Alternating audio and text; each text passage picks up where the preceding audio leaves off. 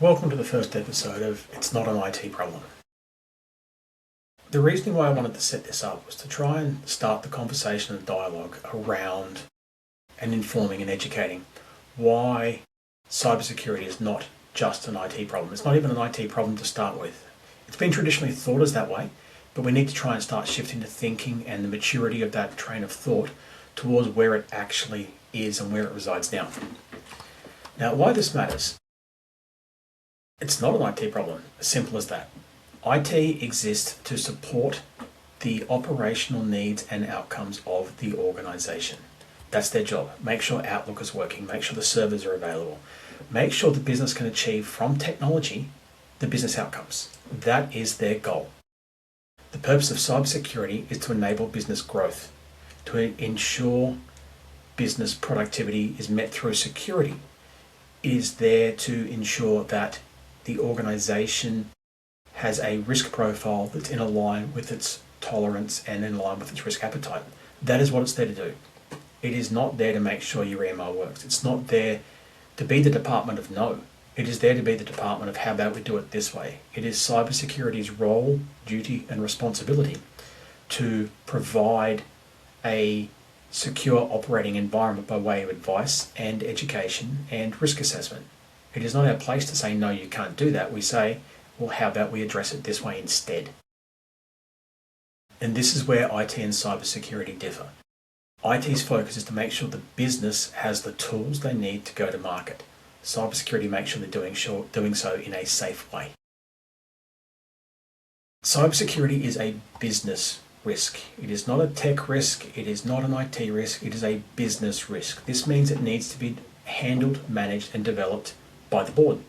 This has been made clear time and time again by ASIC, by AICD, insurance companies, regulators, everyone from top to bottom. This is not new. This is information that's being passed around for years.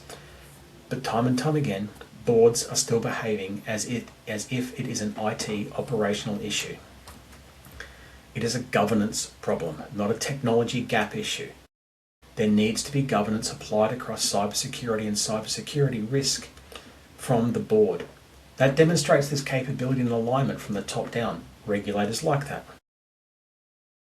If we frame it as an IT problem, you are now creating a scenario where you have people who are great with technology but not necessarily great with cyber, trying to make cyber risk informed decisions. And the best analogy I've got for that is, you do not go and see your GP for a toothache, you go and see a dentist. Certainly, the GP can address the pain. They can give you a sedative, they can give you a painkiller. They might even give you a referral to a dentist. But they can't pull the tooth out, they can't give you a filling. That's not their job, that's not their specialization. The business operating environment nowadays is so complex that you need specialists. Plain and simple. And don't get me wrong, there are some IT guys and girls that are amazing cyber practitioners, but the skill set is not the same. One is not the other. They are not twins, they are cousins, plain and simple. So many boards, senior leaders, executives have this mindset that we have an IT guy for that. Well, that's a bit of a problem. It's comfortable, yes, and it's a habit, but it's also critically a misunderstanding.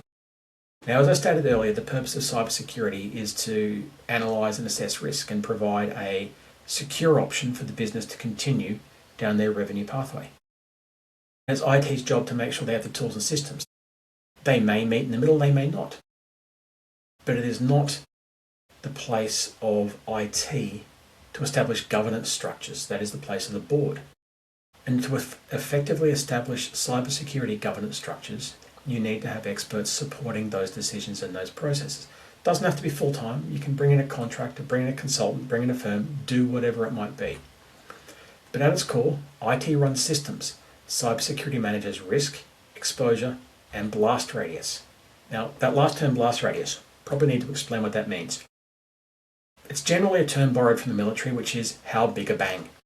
If something goes pop, exactly how much stuff is it going to damage?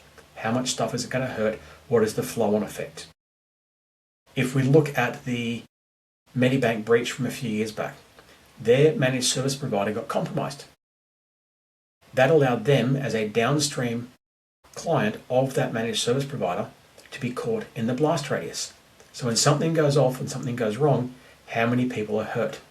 If we look at what was referred to as the Kaseya man-in-the-middle attack, where they compromised a distribution server for a software update, the blast radius on that is huge because a multitude of managed service providers and internal companies that were using this product got hurt as a result of this particular breach.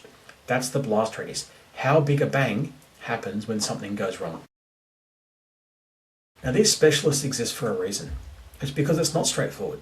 It is complex, it requires nuance, it requires assessment, it requires skill. And this isn't to diminish anyone in tech. I started in tech. This is year number 24 in the industry for me. I've been in the tech industry for 24 years. The first 10 to 15 were in systems and sysadmin and help desk, a lot of help desk. And the last 10 to 15 have been in cyber, depending on how you want to measure it, with a focus on governance, risk, and compliance. The cyber expert is not a replacement for the IT team. They're not a replacement for IT. It is their job to look at cyber risk.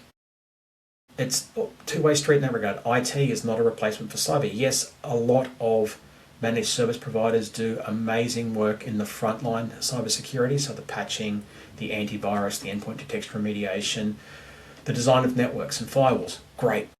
That is all highly technical stuff, and it's needed, and it's a core component of IT. It enables the rest of the business. It is frontline cyber. But the question needs to be asked is, should they and are they able to conduct effective risk analysis, taking into account the size, the risk, and the threat profile of the organization, the industry they work in, the geography they're a part of, and which threat actors are actively targeting that industry? And yes, it is less likely that a threat actor will target a small business. That's just the nature of things. The bad guys are highly corporatized, highly structured. They have KPIs and metrics they need to meet. So they're not generally going to go and attack a small business actively. But many of these small businesses will be hit by a drive-by attack or a spray and pray attack. The bad guys will simply set up some software bots or some servers and just hit a series of addresses and see what they get and get lucky. Now, if we look at a scale of 1 to 10, most small businesses in Australia, I'd say, are sitting at a 2 or a 3.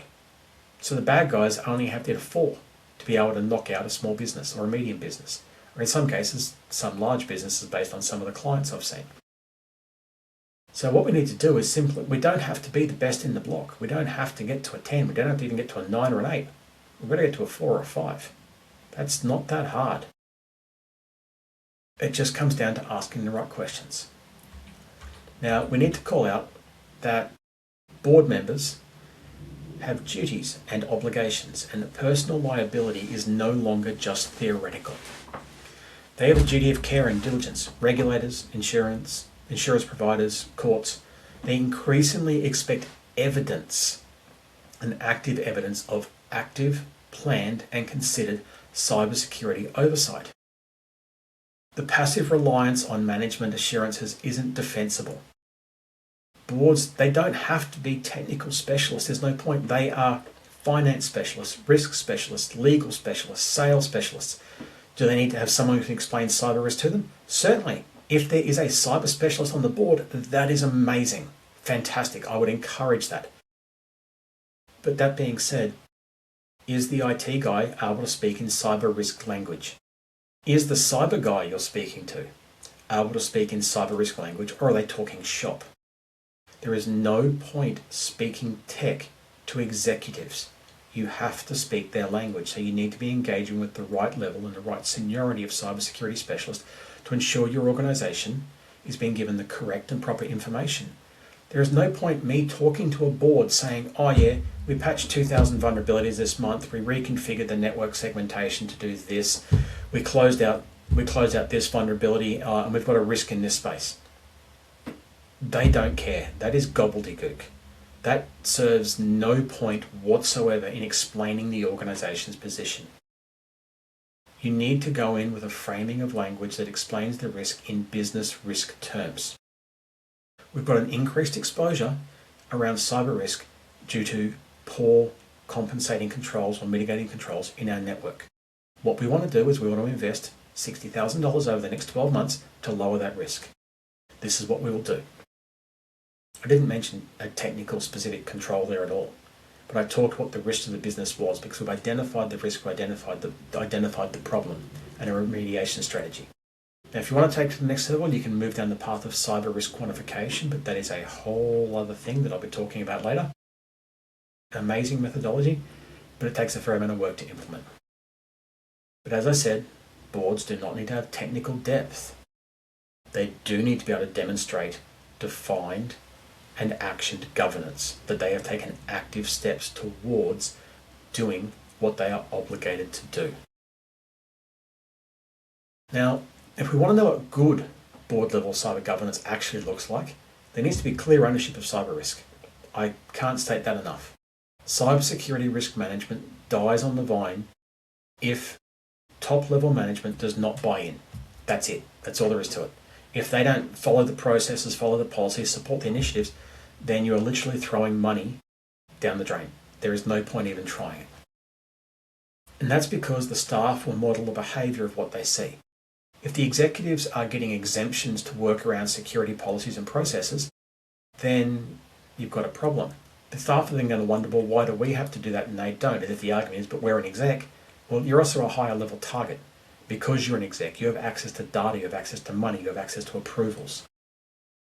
If you are in charge, you need to follow the same playbook as the staff. And as much as I hate to say it, I say it with respect, you're no more special than the rest of the business. Yes, you're busier, yes, you get paid more, but security applies to everyone. If you don't apply it, then you've heard the old axiom of a chain is only as strong as the weakest link. Guess who the weakest link is right now? It's not your staff. The executives need to set a clear and defined risk appetite and risk tolerance. And for those who don't understand what those terms mean, a risk appetite is what is the baseline of risk the organisation is prepared to live with. That's just part of their job. What are they prepared to take on as just day-to-day part of their business? That's normal. The risk tolerance is what they're prepared to essentially stretch to that still makes it acceptable in their operating environment. It is how they can accept additional risk beyond what they are normally comfortable for, and they believe that their controls, be it training, be it technology, be it people, be it whatever else it might be, its processes, can manage that risk safely, but it is beyond where they would like it to be, so they would like to bring it back down to their appetite level instead of their tolerance level. So businesses and the executives in particular need to set those appetites and tolerances. This is one of the other things that comes back to that IT is not cyber. If you're asking your IT guy, if you're asking your managed services provider, are we secure? You're asking someone to mark their own homework. If you ask your kid, have you done all your homework? Do you check it or do you believe them? If you ask your child to mark their homework, do you think they're going to get it right? You don't know what you don't know. This is where independent assessment and verification and validation of what has been done is critical. Just because it looks normal to you or to your technician doesn't mean it should be that way. There are countless examples of in larger organizations where the band-aid becomes permanent, where what was a temporary fix is now forever baked into the design. Wasn't put in with consideration, it was just done to get it over the line. The things of it's always been done that way is another problem where marking your own homework becomes a problem. You accept that that's what it is because that's how it's always been that way. But the question is, should it be? Is there a better and more secure method of executing that? And that is something that an external set of eyes can do. This can be by way of a cybersecurity maturity assessment, a gap analysis, a penetration test, someone even conducting a firewall rules review. All of those things need to be accounted for in order to make sure that you are doing appropriate things in your cybersecurity structure. It needs to be called out as well that cybersecurity risk has to be integrated into the wider enterprise risk management framework, not siloed under IT. It needs to be captured at the top level ERM.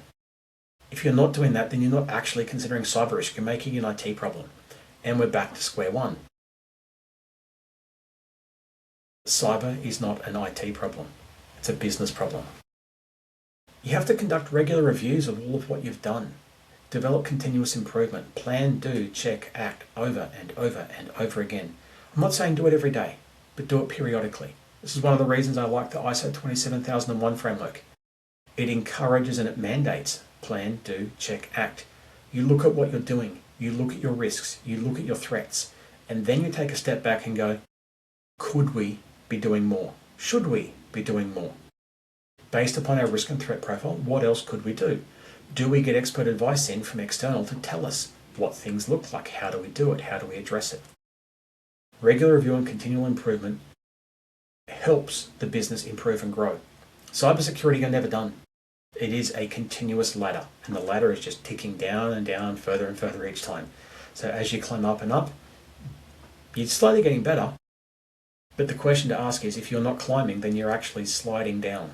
So if everyone else is improving and you're not, then effectively you are going backwards. Cyber literacy is definitely the new financial literacy. If we look at what happened way back when with the Enron scandal, that introduced a whole heap of new legislation in the US. It was the Sarbanes-Oxley compliance around logging and tracking and all the other fun, super exciting stuff. The boards didn't have to become accountants, but they did have to become financially literate. They had to be able to read the P&Ls, they had to be able to read the balance sheets, they had to be able to understand what was going on. Cyber literacy is following the same model. You need to understand how to have those conversations. Now, a skilled consultant won't be talking shop. They will speak risk, return, revenue, ROI, reputation. All of those things matter to a business. You don't care if I tell you we've patched 10 things this week. That's pointless. That's the conversation I'll have with the technician, because they need to know that. That's the operationalization of cybersecurity.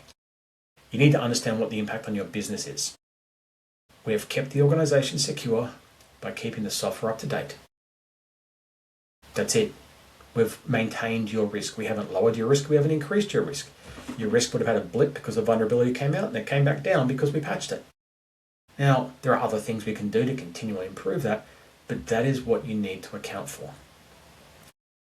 Boards need to understand that there are what's called cybersecurity frameworks.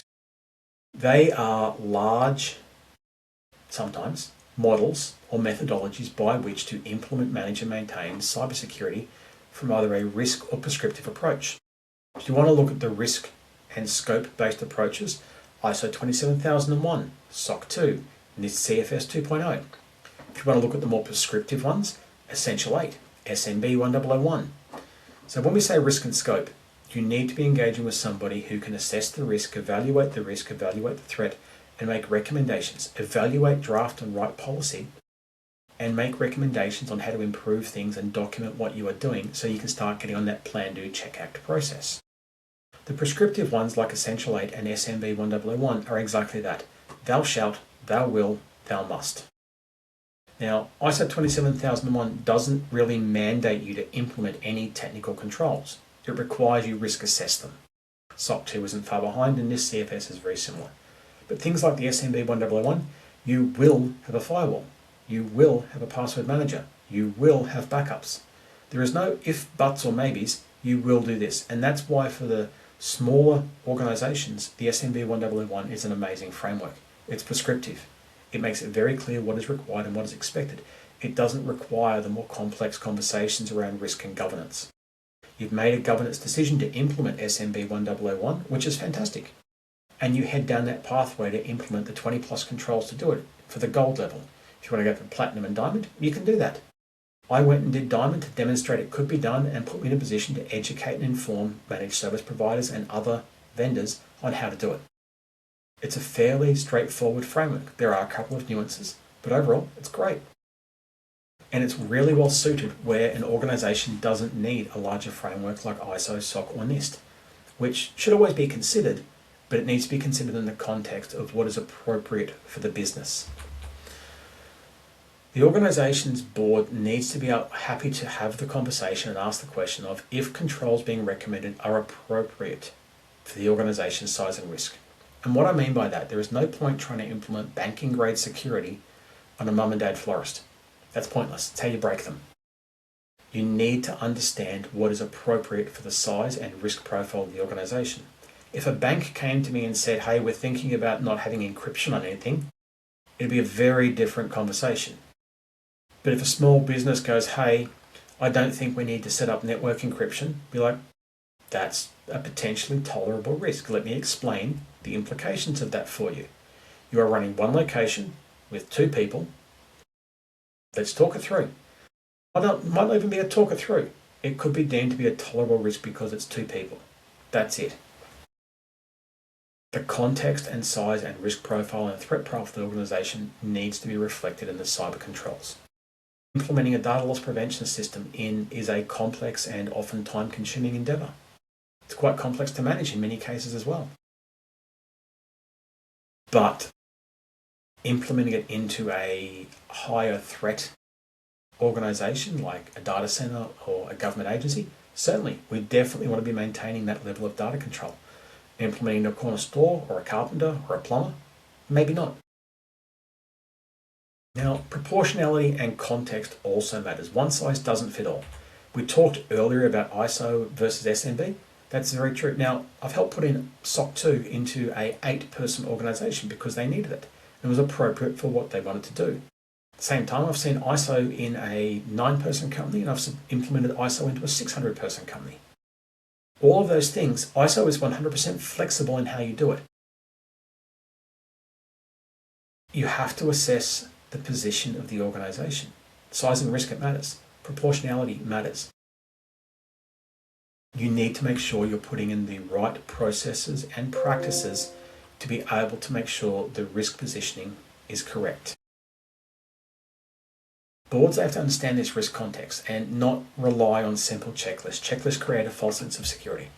They let you think that the checklist is complete and thorough and all the other lovely buzzwords. They're not. They are simply going high-level items. Now, good governance scales with business complexity. And to borrow the phrase from a colleague of mine, Jesse, who I thought was a brilliant quote, risk scales with you as well. Governance scales with business complexity. Once you put in the right governance frameworks, they should be able to scale appropriately as the business grows. If they can't, then you don't have the right governance frameworks in place. When boards are asking for information around cybersecurity and cybersecurity risk, they need to be looking at things like risk trends over time, where exposure is increasing or decreasing, where the key control gaps are, what are the remediation priorities, what are the costs of fixing versus the cost of failure. Technical work needs to be translated into business impact. There is no point, as I said many times already, talking shop. It's not their part of the business to be highly technical cybersecurity analysts or technical analysts. It is pointless. You need to speak their language. So as I said, you need to be talking trends over time. Are we identifying the risks? How have you identified the risks? What are the things that you don't know? Are there potentially gaps in your knowledge where you don't know what you don't know? And those are the areas where you may need to engage external support to help you there. Now, incident response. It's a board responsibility, not just IT. IT does stuff. Definitely, they are critical in an incident. And by incident, I mean ransomware or virus outbreak or data theft. A cyber incident is a business level crisis. They can become extinction level events. They can become that bad. It's not uncommon. Ransomware impacts continuity, reputation, regulatory standard, trust. All of these things have an impact because of that. And boards must understand their role before it hits the fan. They need to know who to speak to, who decides, who has authority to decide, who has authority to activate, who can contact the insurance company, who escalates, when do you escalate, how do you escalate, what do you tell during the escalation pathway. This is one of the reasons why tabletop exercises and rehearsals are critical. Without a plan, chaos fills the vacuum. I look back to my Navy days, back in my time in the military, and the reason we trained and we drilled every day is because when it actually happens, we knew exactly what to do. There was no second guessing, there was no bad decision making. It was all, we know our duty, we know our job, we execute, and that is it. You do not rise to the occasion. You default to your level of training. If you haven't trained, then guess what your training floor is. This is why tabletop exercises are critical. I've run multiple over the last few years and they're thoroughly enjoyable. It's best described as Dungeons and Dragons for businesses.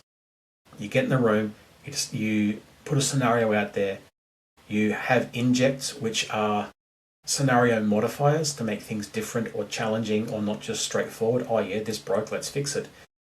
You run this comms room caught fire and a journalist finds out it was an insider who started the fire on the organisation. Things like that. They are great to test, develop and train the business in what to do and what not to do and the pathways to follow. Strongly encourage everyone to do them. I mentioned at the start that the leaders of the business aren't exempt from cybersecurity policy and process. A culture follows leadership behaviour. If the business leaders are getting exemptions to work around things and bypass controls and do it because I'm an executive and I told you so, then it's not going to work. If the board treats cybersecurity as a cost centre, the business will too. Cost centres get cut. Cuts increase risk.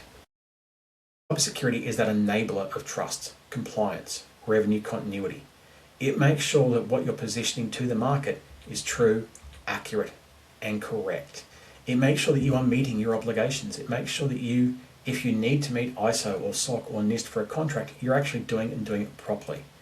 Because when people like me run security assessments on our vendors, and you've got ISO, oh, we've got ISO, we're secure, that's nice. Fill in this questionnaire, take me through how you do it.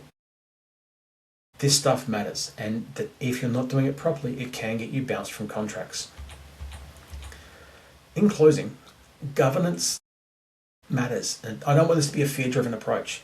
Cybersecurity is not about panic or fear-mongering, it's about responsibility and oversight, and maturity, of course. The boards don't have to be technical experts, but they do have to be engaged, they have to be informed, they have to be accountable. If the board cannot confidently explain how cybersecurity risk is governed in the organisation, by who, when, how, and how much, then that is a decision and a signal that action needs to be taken, that a conversation needs to be had with a suitably qualified expert to take you through what you need to consider and why. Now, one of the things I'll call out is that this, of course, is not legal advice because I'm not a lawyer. I don't want to be a lawyer. I've seen the work that's required. They can keep that. It is general in nature. But that being said, I'm always happy to have a chat and explain more things to you. Thanks for having me. This was, again, the first episode of It's Not an IT Problem. Thank you. Luke Irwin from Aegis Cybersecurity.